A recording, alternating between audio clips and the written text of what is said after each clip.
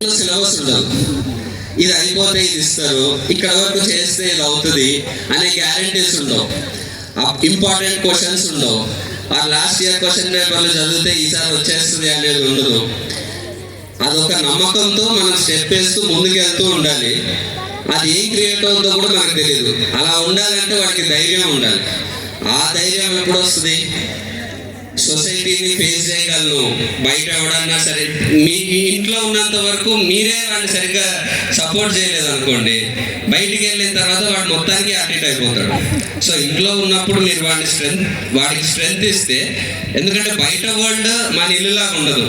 నేనే ఎక్స్పీరియన్స్ చేశాను. బయటికి నేను once I came into movies, అరే సడన్గా నాకు కన్ఫ్యూజింగ్ అనిపించేది. ఏంటి మనుషులు ఇలా ఉన్నారు, why are people taking advantage, why are people trying to, అంటే ఒకరిని తొక్కడానికి ఎందుకు ట్రై చేస్తున్నారు, లేకపోతే ఒకరిని ర్యాండమ్గా మోసం చేయడానికి ఎందుకు ట్రై చేస్తున్నారు అని.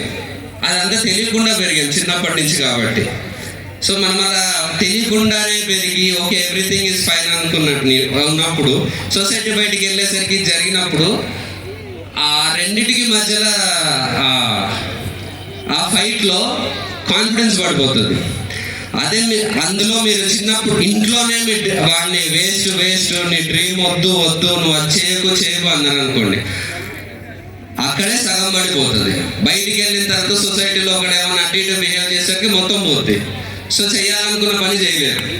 అదే మీరు వాడికి ఎనర్జీ ఇచ్చి, వాడికి లేదు నువ్వు చేయగలవు అనే కాన్ఫిడెన్స్ ఇచ్చి, వాడిని ఏదన్నా కింద పడినా సరే నేర్చేలాగా చేసి, బయట ఎవరన్నా సరే వాడికి ఏదన్నా మోసం జరిగినా, వాడిని ఎవరన్నా బ్యాక్ స్టెప్ వేసి ఇది చేసినా, బ్యాక్ స్టాపింగ్ జరిగినా, వాడు దాని నుంచి నిల్చునేలాగా మీరు సపోర్ట్ చేశారనుకోండి ఇంట్లో, he will go to great heights.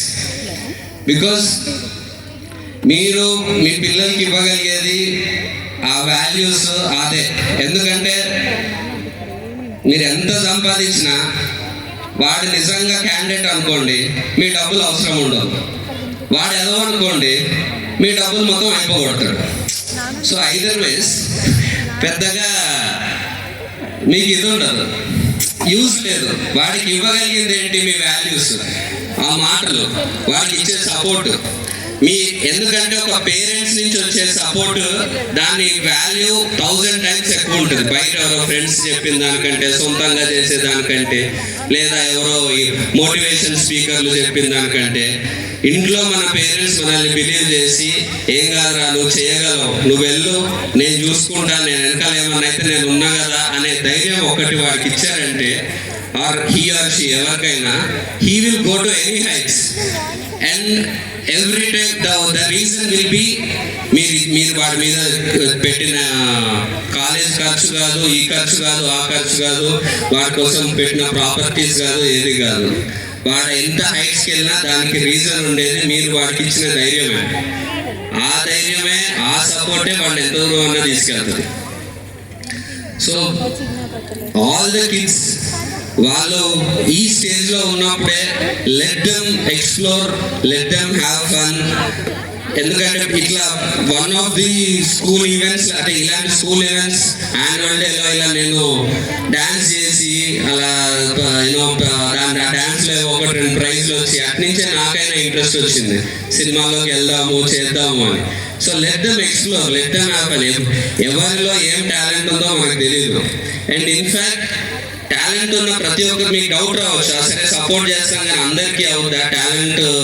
ప్రతి ఒక్కరికి అంత టాలెంట్ ఉంటుందా? ఎవరో ఒకరిద్దరికి అవుతుంది అని.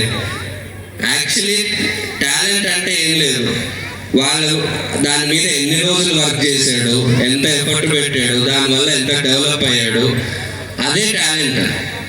వాడు చేసే దాని మీద స్పెండ్ చేసే టైమే టాలెంట్. అలాంటి టాలెంట్ క్రియేట్ అయినప్పుడు ఆపర్చునిటీ ఆటోమేటిక్ వస్తుంది. అది ఎట్లా ఎప్పుడు ఏంటనేది మనకు తెలియదు. బట్ 100% దాని మీద మనం వాడు కూర్చొని ఆ ఆపర్చునిటీని ప్రాపర్గా ఇది చేస్తున్న ఆపర్చునిటీని వచ్చినప్పుడు వాడు 100% చేయగలిగే కెపాసిటీ తెచ్చుకుంటున్నాడు అనుకోండి, అది సరిపోతుంది. That is called luck. Opportunity meets talent, it's called luck. So luck అనేది ఎక్కడి నుంచో, ఆకాశం నుంచో, ఏ నుంచో ఓడిపడదు. వాడు 100% దాని మీద ఫోకస్డ్గా ఉండి 100% సిన్సియర్గా ఒక విషయాన్ని పట్టుకొని ముందుకు వెళ్తూ ఉంటే ఎవ్రీవన్స్ పాత్ ఇస్ డిఫరెంట్. ఒకరికి జరిగినట్టు ఇంకొకరికి జరగదు. వాళ్ళకైనట్టు వేరే వాళ్ళకి అవ్వకపోవచ్చు, వాడికైనట్టు వీడికి అవ్వకపోవచ్చు. But at the end of the day ప్రతి సక్సెస్ స్టోరీకి ఉండాల్సిన క్వాలిటీ ఒకటే, కీప్ మూవింగ్ ఫార్వర్డ్. ఆ లక్కులు గిక్కులు అన్నీ అక్కడే వచ్చి పడతాయి. ఏం జరిగినా సరే నేను బ్యాక్ వెళ్ళను, నేను ముందుకే పోతా, నథింగ్ కెన్ స్టాప్ మీ అనే యాటిట్యూడ్లో ఉండి ముందుకు వెళ్తూ ఉంటే ఎప్పుడో ఒకసారి అయిపోతుంది. ఆ రోజు అందరు క్లాప్స్ కొడతారు, కానీ క్లాప్స్ కొట్టని మెనీ డేస్ ఉంటాయి ముందు. ఆ డేస్లో మీ పిల్లలకి క్లాప్స్ కొట్టాల్సింది మీరే. తర్వాత సొసైటీ అంతా కొడతారు. కానీ వాడు ఒక చిన్న పని చేస్తూ, వాడు సపోజ్ ఒక మంచి సింగర్ అవుదాం అనుకుంటాడు, ఇంట్లో ఒక చిన్న పాట పాడతాడు, దానికి మీరు క్లాప్స్ కొట్టి వాడిని ఎంకరేజ్ చేయండి. అలాంటి వాడు ఇంకా ఎక్కువ ప్రాక్టీస్ చేయించండి. ఆ ప్రాక్టీస్ అవన్నీ కలిపి